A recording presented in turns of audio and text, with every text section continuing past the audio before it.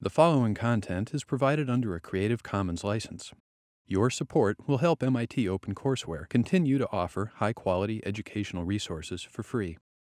To make a donation or view additional materials from hundreds of MIT courses, visit MIT OpenCourseware at ocw.mit.edu.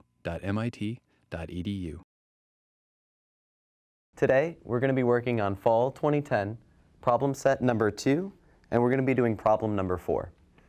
Now, I'm going to start off by reading the problem. There's a lot of information here, so I've written up some of the key points on the board for you guys already. It is exactly 24 hours before Lauren's physics final. She has an economics final directly after her physics final and has no time to study in between. Lauren wants to be a physicist, so she places more weight on her physics test score. Her utility function is given right here, where P is the score of her physics final and E is the score of her economics final. Although she cares more about physics, she is better at economics. For each hour spent studying economics, she will increase her score by 3 points. But her physics score will only increase by 2 points for every hour spent studying physics. Studying 0 hours results in a score of 0 on both subjects. Although natural log of 0 is not defined, assume her utility for a score of 0 is negative infinity. Now, we're going to go ahead and we're going to work through parts A, B, and C, A, B, C, and D, and then we'll do part E, which is a new scenario, afterwards. Part A, we're going to find the constraints that Lauren faces in her test score maximization problem. And part B, we're going to find how many hours does Lauren optimally spend studying physics, how many hours does she spend studying economics, and hours are divisible, so we don't need whole number solutions for the hours spent studying physics and the hours spent studying economics. So for part A, all we're looking for is we're looking for the constraints. And it sounds like the constraint that Lauren is really facing in this scenario is the amount of time that she has. It seems like Lauren's pretty intense about studying, so in the 24 hours before the test, she's not going to get any sleep. She's going to spend all of this time studying. So we're going to have 2 hours variables to represent the hours she spends studying physics and the hours she spends studying economics. And we know that the hours, when we add them together, they're going to have to be less than or equal to 24.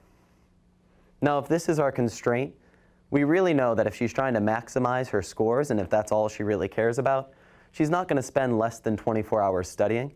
So we can actually just say that the sum of those 2 hours, her hours spent studying physics and her hours spent studying economics, are going to be equal to 24.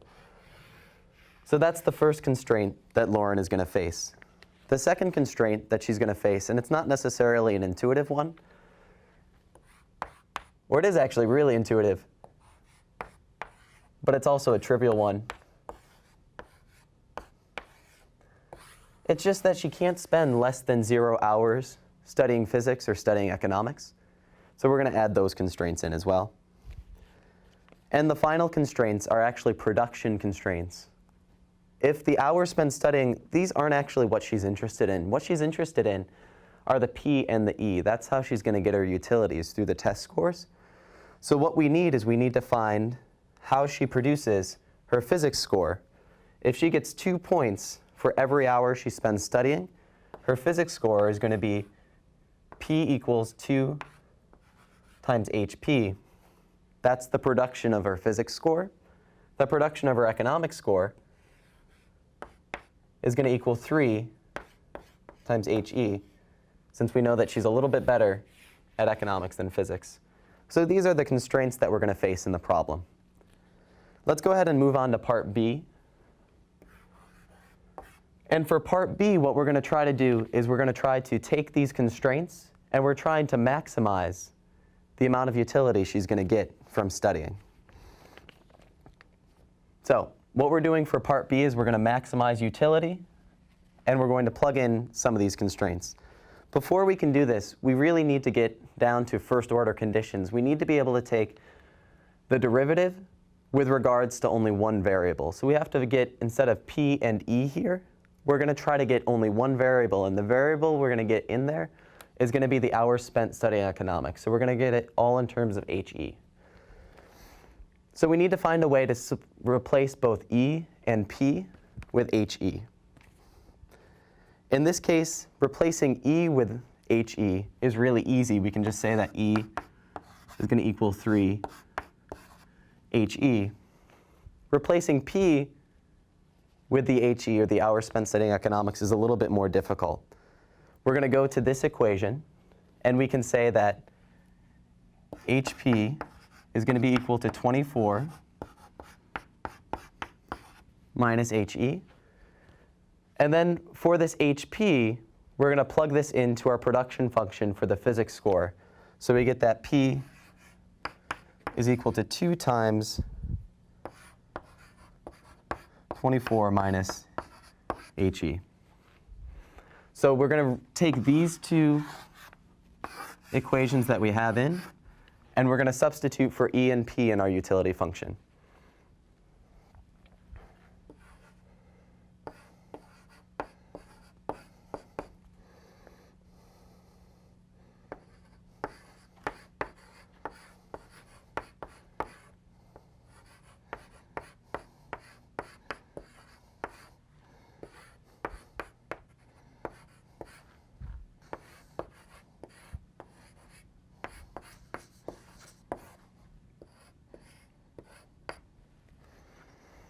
And so we're going to maximize, and the way we're going to maximize is by just taking the first order conditions, or the FOC.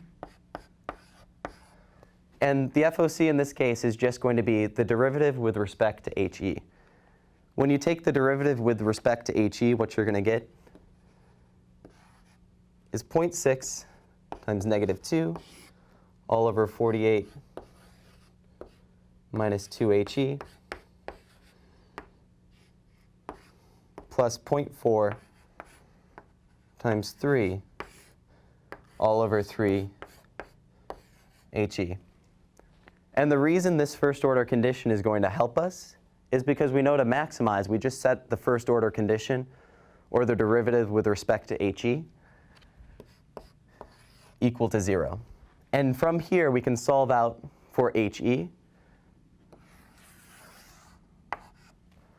And when we solve for HE, we find that the hours she spends studying economics is going to equal to 9.6. And we know that any time she spends not studying economics, she's studying physics, since that all she cares about is her test scores. She's going to spend the remaining 14.4 hours studying physics. This is our answer for part B. Now part C just asks us, what economics and physics test scores will she achieve? So we're looking for the E star and the P star. We can just take the hours she spends studying physics and the hours she spends studying economics, and we can plug these back into her production functions for a physics score and an economics score. So for part C, her economics score is going to be equal to 3 times 9.6. She's going to get a 28.8 on her economics test. And for her physics test,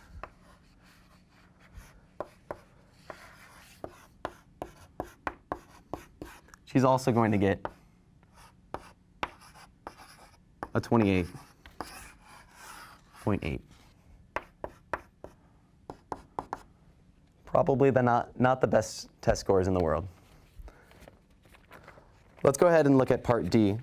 Part D asks us, what utility level will she achieve with these test scores that she has? Now to find the utility levels, all we have to do is we have to go back to our utility function that we wrote down in part A. And we're just going to plug in the two test scores that she received, and we can solve through for her overall utility.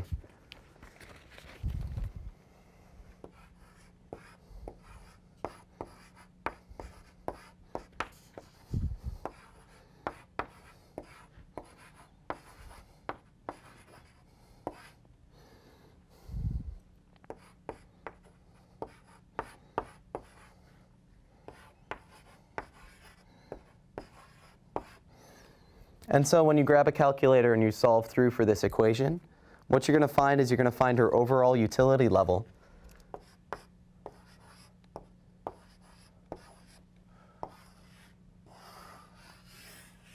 is going to be equal to 3.36.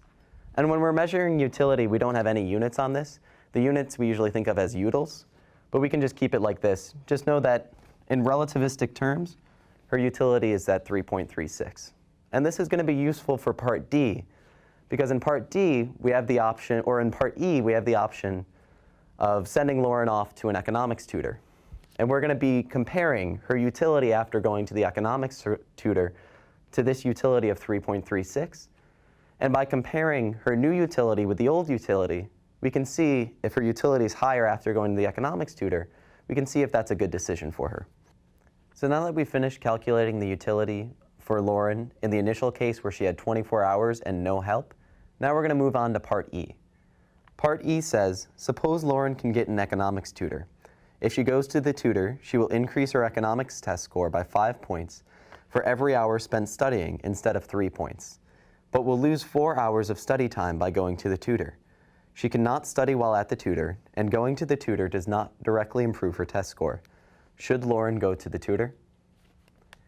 Now for this problem, we can go back to our initial scenario where we had our constraint for the amount of time Lauren can spend. If Lauren goes to the tutor, it sounds like she's going to spend about 4 hours in the car driving to the tutor's house and back. So instead of having 24 total hours of study time, her new constraint is that her total study time is HP plus HE is equal to 20. That's the downside. The upshot of it is that her production function for economics test scores is no longer 3 points for every hour she spends studying. Now she gets 5 points for every hour she spends studying. So we're going to go through the exact same process for A, B, C, and D that we did before, only now we're going to use our new constraints to solve for the maximization problem. So before we start off for our maximization problem and solving for the first order conditions, what we have to do is we have to get it all in terms of one variable. And the variable we're going to get it in terms of is the hours of economic studying, or HE. So from the utility function,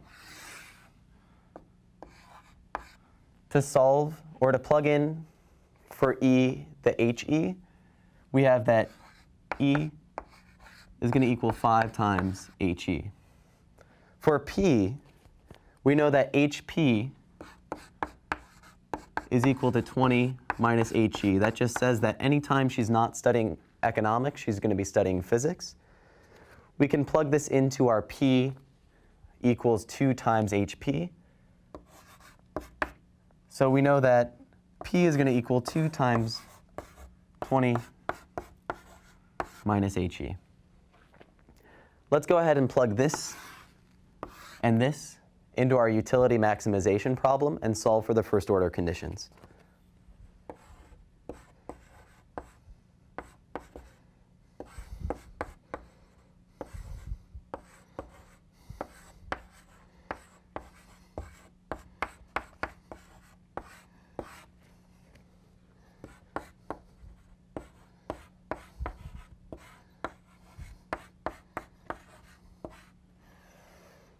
So we're maximizing utility, so we're going to take the derivative with respect to HE again.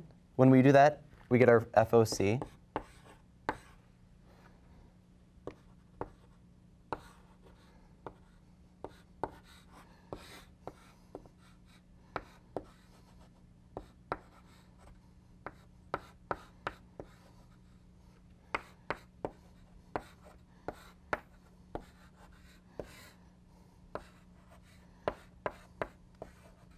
And again, for the maximization problem, we can just set that equal to 0. Solving out for HE, we find that she's going to spend 8 hours studying economics. And we also find that anytime she's not studying economics, she's going to be studying physics. So she's going to spend 12 hours studying physics. Now we're not done with part E, because really all we have to do for this problem is we have to solve for her new utility using these hours that she spends studying, and we have to compare her new utility to her old utility of 3.36 to see if she's better off or worse with the economics tutor. In her production function for her economics test score, we know that for each of those 8 hours she spends studying, her test score is going to improve 8 points. So her new economics score is 40. And we know that for each of those 12 hours she spends studying physics, her score is going to improve 2 points. So her physics score has dropped a little bit to 24. When we plug in for E and P into our utility function, we can find her utility level with the economics tutor.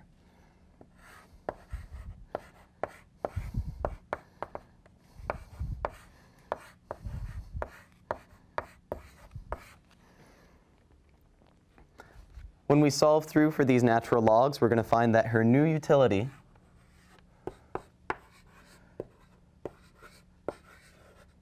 is equal to 3.38. And since the problem asks us to actually make a qualitative judgment, is she better off or worse off, we need to compare her utility before of 3.36 to her new utility of 3.38. This is the comparison that we're interested in. And when we make this comparison, we can see that in relative terms, she's a little bit better off going to the economics tutor because her utility has risen 0.02 of a point. So in this case, for part E, we found that her utility increases even though she's lost time because her production function for her economics test score has gone up, and that she's better off going to the economics tutor because of that increase in utility. So the point of this problem was to look at the different constraints that consumers face when deciding where to spend their time or where to spend their money, and to see how those different constraints affect their utility levels.